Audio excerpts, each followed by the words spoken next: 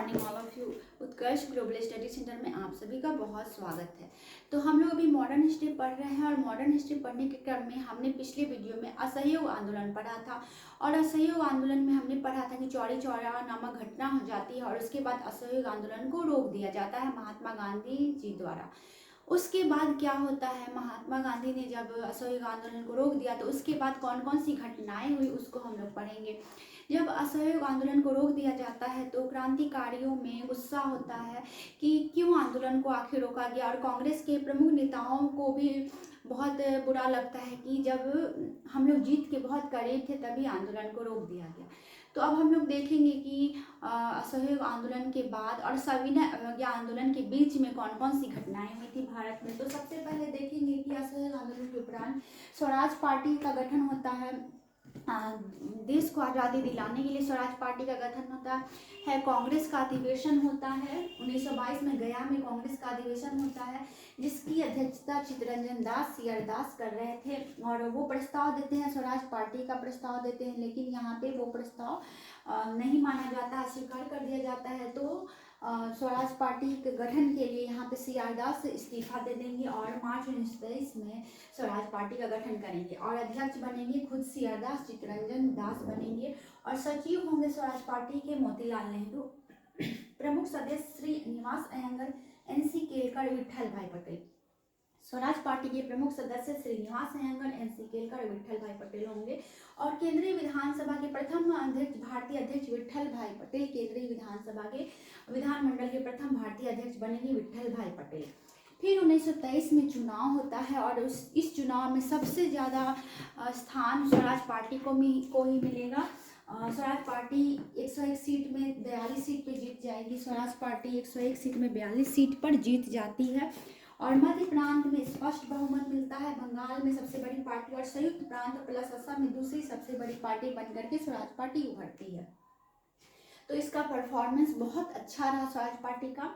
फिर गांधीदास पैक्ट होता है 1924 में। गांधीदास पैक्ट होता है नवंबर 1924 में, जिसके थे 3 महत्वपूर्ण लीडर्स, जब महात्मा गांधी, पंडित जवाहरलाल नेहरू और चित्तरंजन दास। इन तीनों के बीच में गांधीदास पैक्ट होता है जिसपे अहम मुद्दों पर बात किया जाता है नवंबर 1924 में। फिर पूर्ण स्वराज का प्रस्ताव कांग्रेस की लाहौर अधिवेशन 1929 में, कांग्रेस की लाहौर अधिवेशन 1929 में पूर्ण स्वराज का प्रस्ताव रखा जाता है। लाहौर अधिवेशन में 31 दिसंबर, ये बहुत इंपॉर्टेंट है कि लाहौर अधिवेशन जब होता है तो उसमें 31 दिसंबर 1929 की मध्य रात्रि 12 बजे रावी नदी के तट पर कांग्रेस के अध्यक्ष जवाहरलाल नेहरू ने भारतीय स्वतंत्रता का प्रतीक तिरंगा झंडा फहराया था। तो रात के 12 बजे लाहौर अधिवेशन 1929 के टाइम में पंडित जवाहरलाल नेहरू ने भारत का राष्ट्रीय झंडा फहराया था, राष्ट्रीय प्रतीक झंडा फहराया था।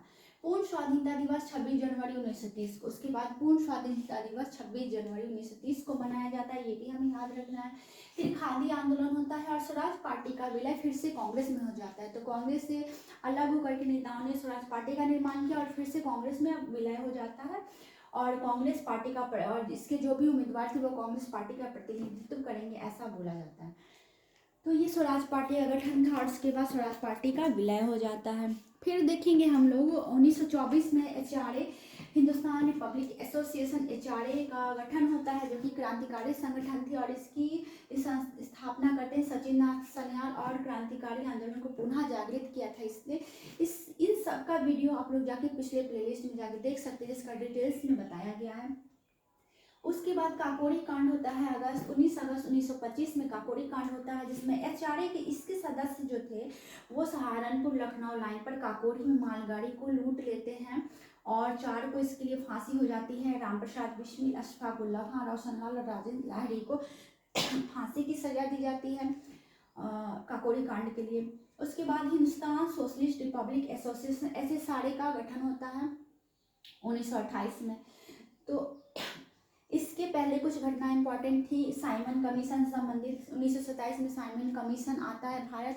भारत शासन अधिनियम 1919 और मॉन्टेग्यू चेम्सफोर्ड सुधार की समीक्षा करने के लिए ब्रिटेन से लोगों की कमेटी बना के भेजी जाती है, जिसमें कोई भी भारतीय सदस्य नहीं थे, जिससे भारत में आक्रोश फैला हुआ था कि इसमें कोई सदस्य भारतीय क्यों नहीं है। तो इसके लिए आंदोलन हो रहा था और इस आंदोलन के नेता थे लाला लाजपत राय। तो लाला लाजपत राय जब आंदोलन की अगुवाई कर रहे थे, उसी क्रम में क्या होता है, पंजाब का जो पुलिस अधीक्षक था सैंडर्स, उसने लाला लाजपत राय पे और पूरी भीड़ पे लाठीचार्ज करवा दिया, जिसमें लाठीचार्ज में लाला लाजपत राय बुरी तरह से घायल हो गए और कुछ दिनों के बाद उनकी मृत्यु हो जाती है। और जब उनकी मृत्यु हो जाती है तो पूरे भारत में दुख की लहर दौड़ जाती है, और उसी का बदला लेने के लिए भगत सिंह जो है, ऐसे सारे के सदस्य जो हैं वो सैंडर्स की हत्या कर देते हैं। तो Hindustan Republic socialist Republic association ऐसे सारे के सदस्य थे चंद्रशेखर आजाद, भगत सिंह।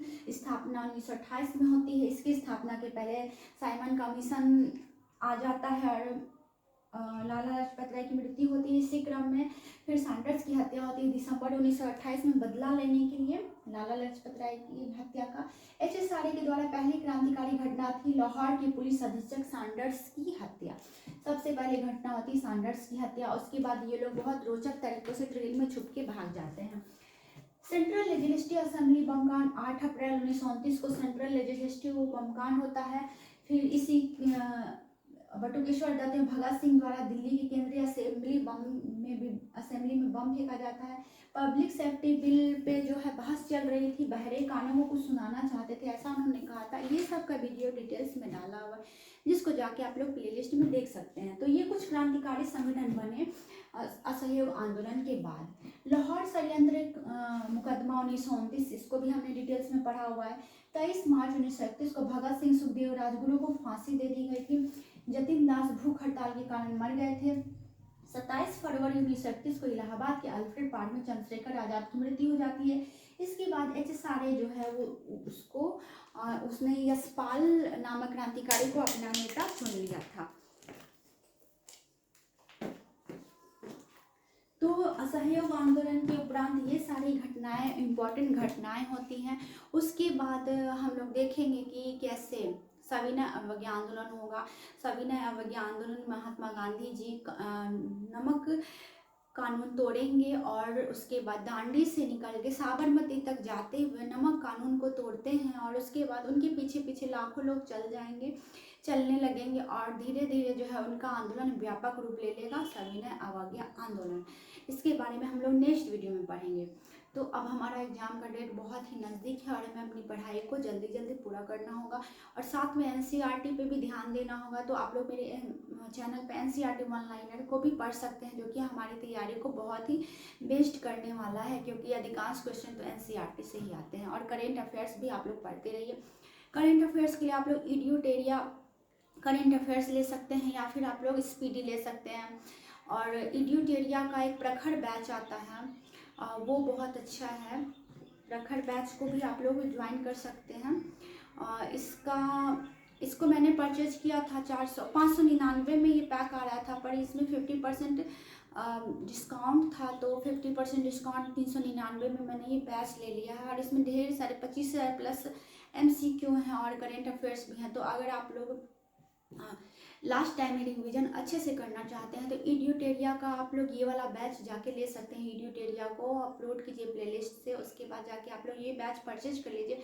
बहुत ही सस्ता है और बहुत ही अच्छा बैच है, क्योंकि इसको पढ़ने के बाद आप लोगों को ऐसा फील होगा कि हाँ, आप लोग की तैयारी बेटर हो गई है।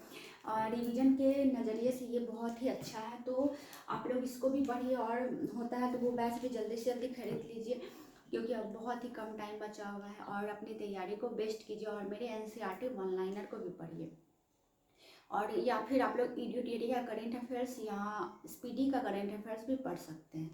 तो वीडियो को यहीं पे ख़त्म करती हूँ। उम्मीद करती हूँ आपको वीडियो पसंद आया। अगर पसंद आया तो please like and subscribe. Thank you.